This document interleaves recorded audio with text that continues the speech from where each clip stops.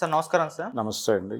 Sir 'Balakrishna' గారి 'Daaku Maharaj' cinema నుంచి 'దబిడి దిబిడే' song ఒకటి రిలీజ్ అవ్వడం మనం చూసాం సార్. అయితే అందులో ఉన్న స్టెప్స్, ఆ భంగిమలు కాస్త అభ్యంతరకరంగా ఉంది, ఇబ్బందికరంగా ఉందని చెప్పేసి నెటిజన్స్ నుంచి అయితే విమర్శలొస్తున్నాయి సార్. అంతకుముందు వచ్చిన 'ఫీలింగ్స్' సాంగ్స్ కూడా ఇదే రెస్పాన్స్ వచ్చింది. అంతకుముందు వచ్చిన రవితేజ గారి 'మిస్టర్ బచ్చన్‌లో' 'వీణా' సాంగ్‌కి కూడా ఈ విధంగానే రెస్పాన్స్ వచ్చింది. అంటే నెటిజన్స్ నుంచి ఇటువంటి స్టెప్స్ ఎందుకు చాలామంది తీసేయండి బాబు, అది చాలా చూడ్డానికి ఇబ్బందికరంగా ఉందని కూడా అంటున్నారు సార్. మీ ఒపీనియన్ ఏంటి సార్ వాటిపైన? అంటే పాట ద్వారా ఆ 2 పాత్రల మధ్య ఉన్నటువంటి ఇంటిమసీని ప్రపంచానికి చెప్పాలి హ్మ్. అనే బాధ్యత కొరియోగ్రాఫర్లు భుజానేసుకుని, హ్మ్. ఆ తరహా భంగిమలు డిజైన్ చేయటం అనేది జరుగుతోందనేది వాళ్ళ వెర్షన్. ఓకే. ఏది మీరు చెప్పినటువంటి 'మిస్టర్ బచ్చన్‌లో' ఆ పాట బయటకొచ్చినప్పుడు హ్మ్. వచ్చిన విమర్శలకి హ్మ్. డైరెక్టర్ గారి నుంచి వచ్చినటువంటి సమాధానం ఇది. ఓకే. ఆ సందర్భంగా అందులో పెద్ద ఇదే ఉందంటే ఒక చోట 2 చేతులు పాకెట్స్‌లోకి వెళ్ళటం అనేది అక్కడ కొంచెం జనాలు ఇదేమిటి అనుకున్నారు. కానీ నిజానికి ఇంతకంటే బీభత్సమైన మూవ్‌మెంట్స్ గతంలో జరిగినవి ఉన్నాయి గదా మనకి. హ్మ్. అంటే ఒకసారి 1975 సంవత్సరంలో ఒక 'ఎదురులేని మనిషి' అనేటువంటి సినిమా షూటింగ్ జరుగుతోంది. షూటింగ్ జరుగుతూ ఉండగా హీరోయిన్ వాణిశ్రీ గారు ఆ సినిమా హీరో రామారావు గారి దగ్గరకొచ్చి, "అన్నగారు", ఆవిడే స్వయంగా చెప్పుకున్న విషయం ఇది. హ్మ్. అన్నగారు ఆయన డాన్స్ మాస్టర్ 'శ్రీను మాస్టర్' దాన్ని హ్మ్. ఆ సినిమాకి. హీరాలాల్ బావమరిది. ఆయన డాన్స్ మాస్టర్. ఆయన మూవ్‌మెంట్స్ చూపిచ్చాడు. చాలా దారుణంగా వల్గర్‌గా ఉన్నాయి మూవ్‌మెంట్సు. ఆ డైరెక్టరుతో చెప్తేనేమో బాపయ్య గారు. ఆయనతో చెప్తే ఆయనేమో పట్టించుకునే పరిస్థితుల్లో కనిపించడం లేదు. మీరొకసారి పిలిచి మందలిస్తే బావుంటుందని మీకు విన్నవించుకుంటున్నాను అందావిడ. అంటే రామారావు గారు ఓ మాట చెప్పాడప్పుడు. హ్మ్. "అమ్మా, ఇది ఈ తరం అభిరుచట. వారు చెప్తున్నారు. ఈ తరం అభిరుచి ఇదా కాదా అనేది నాకు తెలీదు. ఓకే. మీకు తెలిసేమో నాకు తెలీదు. హ్మ్. కాబట్టి వారు ఈ తరం వాళ్ళు. ఈ జనరేషన్ ప్రొడ్యూసరు, డైరెక్టరు. అశ్వనీదత్ కుర్రాడు అప్పుడు 23 ఏళ్ళు ఉంటాయి గట్టిగా. హ్మ్. సో, వాళ్ళు ఈ జనరేషన్ కాబట్టి వాళ్ళు చెప్పింది నమ్మటం తప్ప మనం చేయగలిగింది ఏమీ లేదు. హ్మ్. ప్రస్తుతం ప్రజలు ఇలాంటివి చూడటానికి సిద్ధపడుతున్నారు, లేదు ఇష్టపడుతున్నారు అనుకుంటే, ఈ ఫీల్డ్‌లో ఉండాలనుకుంటే అవి చేయాలి అనివార్యం. కాబట్టి ఒకవేళ మనకిష్టం లేకపోతే మానేయటమే. అంతకుమించి మార్గం లేదు. ఇదే ఉంటాయి ఇక. ఇవే చేయాల్సొస్తుంది ఉండదలుచుకుంటే. హ్మ్. కాబట్టి చేయటం. నేను ఇంకొక 5, 6 ఏళ్ళు ఉండాలి అనుకుంటున్నా ఇక్కడ. సో, ఈ 5, 6 ఏళ్ళు వాళ్ళు ఎలా చెప్తే అలా చేసి వెళ్ళిపోదామని ఫిక్స్ అయ్యి ఉన్నాను. అందుకని నేను అభ్యంతరం చెప్పదలుచుకోలేదు వాళ్ళకి. హ్మ్.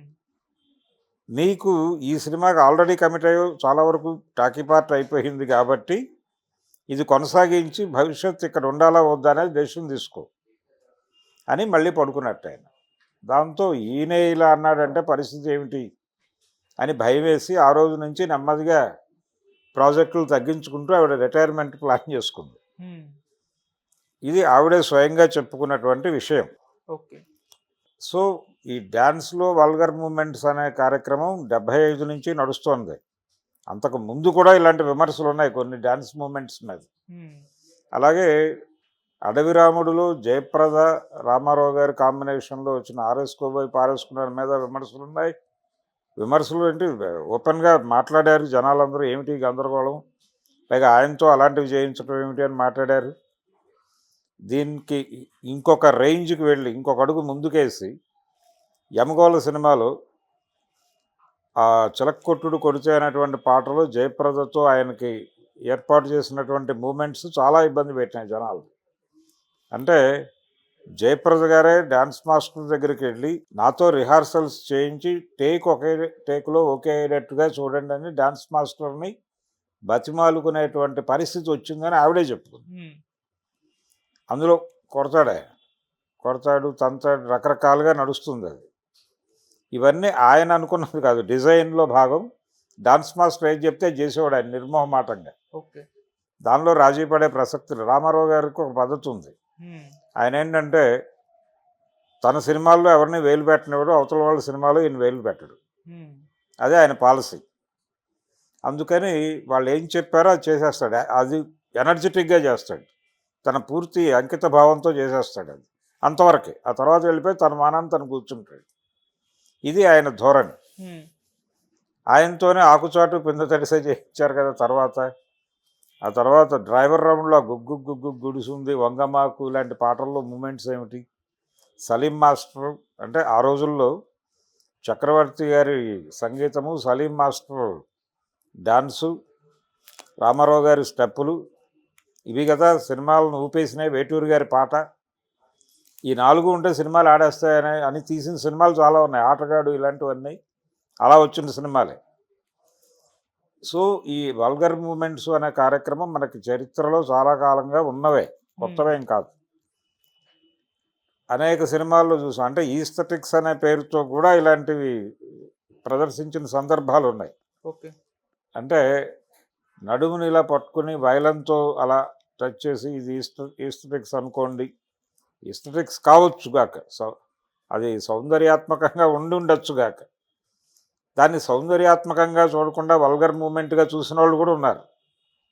కానీ ఆడియన్స్ మెచ్చుకున్నారా లేదా అనేది ఇప్పుడు అది ఇందాక మనం చెప్పుకున్నటువంటి పాట, ఉమ్, అది కోకెత్తుకు వెళ్ళింది కొండగాలి అనేటువంటి పాట, ఆరేసుకోబోయి పారేసుకున్నాను పాట, ₹1,00,00,000 పాట అంటారు. అంటే ఆ సినిమా ఆ రోజుల్లో అంటే ఆ పాట నడుస్తూ ఉండగా డబ్బులు వేసేవాళ్ళు జనాలు. ఉమ్, అలాగే రిపీట్ వేయమనేవాళ్ళు. పాట అయిపోయిన తర్వాత మళ్ళీ వేయమనేవాళ్ళు, మళ్ళీ వెనక్కి వెళ్ళి వేసేవాళ్ళు. ఓకే. అన్ని చోట్ల, అన్ని సెంటర్లో, అది సంవత్సరం పాటు ఆడింది ఆ సినిమా. కొన్ని సెంటర్లో అన్ని చోట్ల ఇదే గొడవ, తిప్పి వేయమని.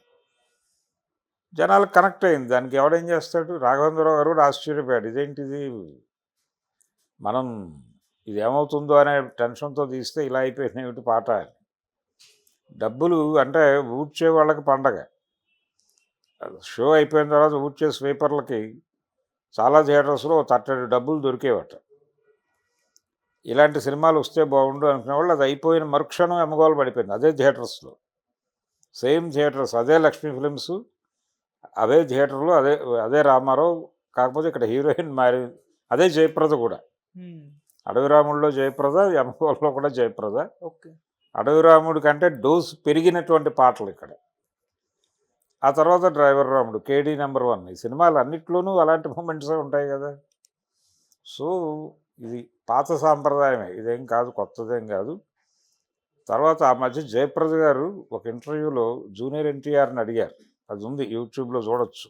ఉమ్, యమదొంగ సినిమా షూటింగ్ జరుగుతున్నటువంటి రోజులు అవి, అయిపోయింది, రిలీజ్ అయిపోయిన టైం, కొత్త కావచ్చు. ఆవిడ ఒక చిలిపి ప్రశ్న అడిగింది ఎన్టీఆర్, బాబు ఆ పాట వాడారు, అమ్మగోళ్ళలో పాట వాడారు, దానిలో చిలకొట్టుడు కొడితే వాడారు, ఆ ఒరిజినల్ సాంగ్ మీ తాతగారు చేస్తున్నప్పుడు ఆయన పక్కన పేరు నేనే, ఆ కష్టం ఏమిటో నాకు తెలుసు, ఈ సినిమాలో హీరోయిన్ కూడా మీరు ఆ లెవెల్లో వేధించారా అని అడిగింది ఆవిడ ఓపెన్గా.